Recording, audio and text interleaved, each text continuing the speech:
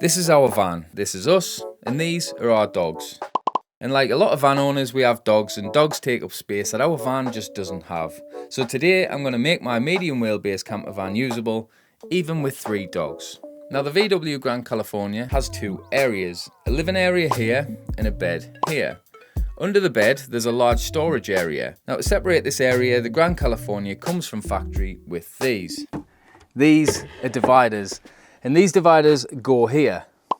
Now the issue that we've got with these dividers is that getting them in is fine, but if you want to take them out and you've got the bed and everything made up, then this happens.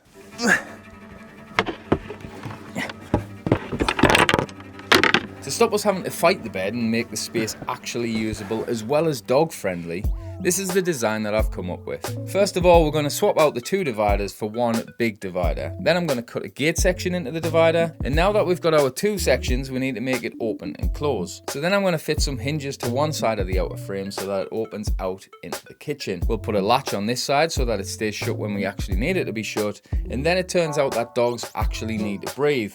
So to facilitate this, I need to cut some holes into the gate, but we're not just cutting any holes. I found this photograph online and thought, that's a good idea. So that's what I'm going to do.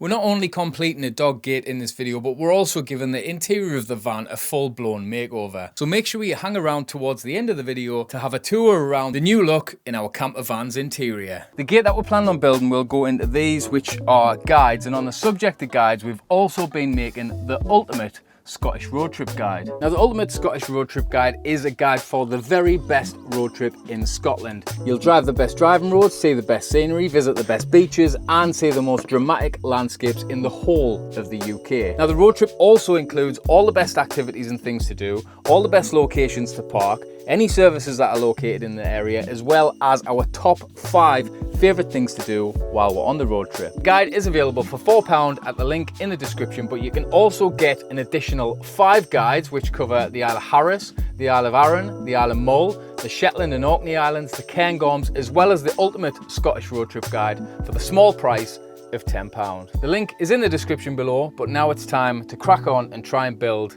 this dog gate. This is ply. It's 12mm ply and that will fit in the guides in the camper van. The next step of the process is to draw the cut lines so I can see exactly where the door's going to be and where the sort of U-shaped frame's going to be. Now the reason I'm doing a U-shaped frame is there's nothing actually securing anything into the sides, they're just slid in. So if I haven't got that tension across the bottom as well, then there's a chance that they're just going to fall out. So I'm just going to cut a U-shape out of it, exactly like it shows on the plan, and then hopefully that'll work. Now before I start cutting, we need to check that the sheet actually fits into the channel properly. Well, that fits, which is good. So that's that bit all drawn now.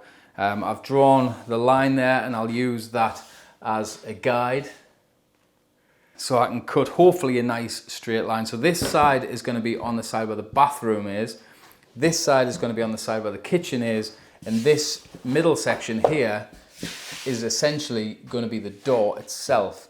We're going to have the latch up here, the hinges on here, and fingers crossed when I cut it, it doesn't splinter too much because ply is a nightmare for splintering.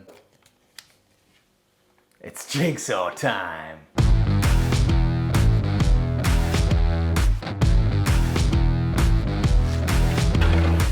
My goggles have steamed up. Feel like I'm a young'un in a swimming pool with my swimming goggles on. Look at that. I'm sweating. What a precise cut that is though. Bloody lovely. So that's that all sanded now. You can see this is the sort of setup that we're going for. This will be the door. It'll sort of open like that. And then close like that. I suppose that's how doors work, isn't it? Fits like a glove. So these are the hinges that I'm going to be using. They're from the trailer, and if you haven't seen any of the videos about the trailer, there's a link to it up here where we built a trailer, like an overlanding trailer that we towed with a van. These are from that. So basically, we're going to put the hinges on here, one there and one there. The door's going to open out over into the kitchen, and then we're going to have a latch on this side where the gate locks shut. I can tell already that I haven't cut this straight at all. Yeah, not particularly straight anyway, but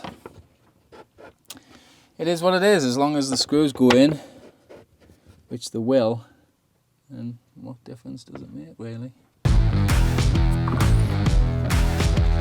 So I've drawn on the dog eye and nose holes for all 3 of the dogs. We've measured the dog's nose, which was a task in itself, and kind of guessed where the eyes are. Whether they're actually there or not, I don't know, but it looks decent. So this is where they are. 1 at the bottom for the little dog, 1 in the middle for the middle dog, and 1 at the top for the big dog. Now, with these holes, they serve 2 purposes. One's obviously for them to see through, and the other one is just for a little bit of ventilation. They're not going to be in this area for long. It's just if we're cooking or anything like that and we just want the dogs out of our feet a little bit, as you've seen at the beginning of the video, it's pretty hectic when the 3 of them are there. Then this gives us an option just to pop them under there for a little bit while we have a little bit of chill time without them.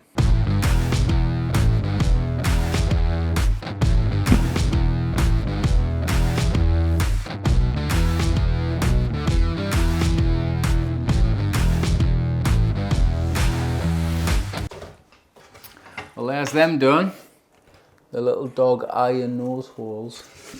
They did actually split just a little bit here, here and here, but it would have been worse if I'd have used the little drill bit things. So now I need to paint all of this and the other bit, and then we'll put the hinges and all that on and test fit it, and hopefully I've done it all right. So this is a little sample that I got from B&Q. I got 2 of them, and it's the mixed paint where they'll match the colour of basically anything. So I took one of the 2 panels to B&Q when I bought the wood yesterday, got this mixed up, and I pop it on with a roller and it should be all right.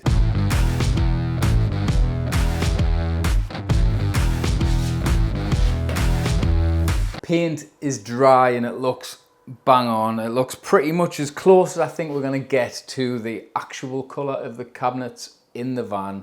But we now need to put on the hinges, and also I've been buying this, which is like a gate latch.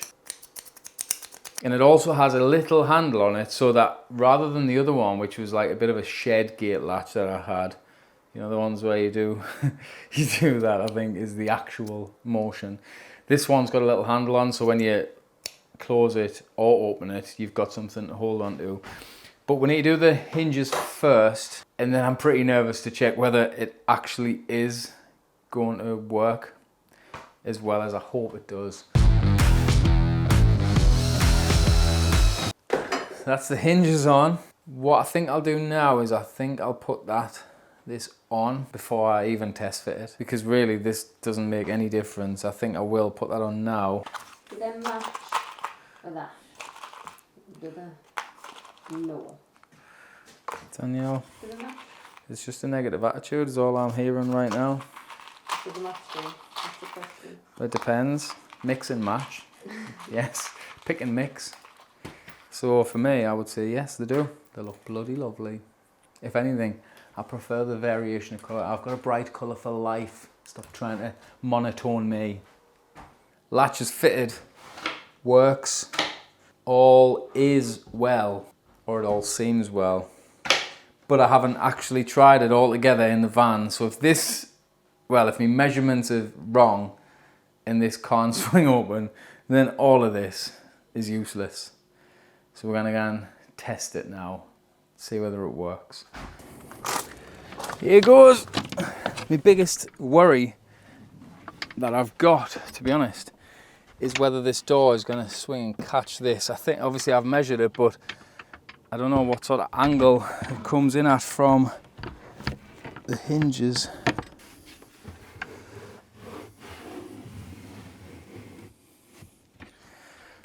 So it fits.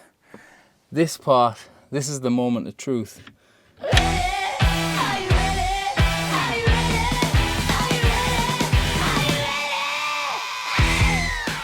Well, there we have it. The gate is in, all is working well. The dogs have got their little area. We've got some actual space to move around rather than having to play like a human dog Tetris sort of game just to get from one end of the van to the other. And we've also done the interior. The interior was initially done over a year ago now, and this new one is a little bit Marmite. I get that. Personally, I prefer it over the MRI scanner look that the Grand California comes with as standard. Everything's white. So let's talk through what's been done. First of all, we took off the wrap and we've wrapped the cupboard doors, the drawers and some other bits and bobs like this wall here behind me. Now I picked this colour specifically because it was the only colours that they actually had. They had plenty of wood effects and all the rest of it, but colour wise they either had the green that we had in previously or pink and navy. Now on top of that, we've accessorised a little bit just to make it feel a little bit more homely. Now above my head in this storage compartment we've got some flowers because the storage isn't really useful for much because everything slides all over the place and it rattles and it does me nothing. And above that we have 3 pictures that have been painted by the amazing Millie Beston. I'll put a link below in the comments to our Instagram. Yes, you've got photographs of your dog. Yes, you can print photographs of your dog, but paintings, it's handmade, it's beautiful, she's incredible, and best of all, they're actually not as expensive as you'd think. Now we had to change the photographs that we've had in the van for over a year now, and we think it's pretty important to have some photographs because it just feels a little bit more like home. Most camper vans are just so empty, they've got nothing in it, it could be anyone's van. And my favourite modification of all was a new mirror. So we had these small mirror panels on this door on the bathroom previously, and the issue that we had with them was they all sort of flex, so your reflection from one mirror to the other was just off so much that it was like some sort of a crazy hall of mirrors situation going on when you were just trying to check how much of a clip you looked on a morning. Now I don't think the mirror was particularly expensive, but it makes such a massive difference. I did actually make a bit of a mistake when I was putting it up, so I put it too close to the door handle, so I've had to cut with a jigsaw around the door handle, which works perfectly fine because ultimately it is just some thin plastic. Finally onto the dog's gate, which has worked absolutely perfectly. I'm happy with it. The colour is a little bit lighter than everything else. Quite a bit lighter actually. Presumably because I did have the colour match, that it's because of the actual surface. So the wood that I'm painting on, presumably it soaks into that a little bit, whereas like a veneer is just a veneer. It's close enough. It doesn't look kind of too bad, but it works. That's the main thing. Now previously we've had like a pop-up dog crate that we put in the back, and that was almost as useless as the actual dividers because the problem with it was is it took up that whole area under there, but then we were committed to having that whole area as just for the dogs. If we needed to put anything in there, we couldn't. With this gate, if the dogs are in the van, we can use that as a dog's area, and when the dogs are not in that area, we can also use that as storage if we really want to and just move them backwards and forwards by opening the gate. Or if the dogs are not with us, we can leave the gate in and still access that storage area, so we're not having to mess on too much. Other than converting a van yourself, no van comes perfectly built for you. You have to adapt, definitely have to adapt. And that's one of my favourite things that I've learned about van life.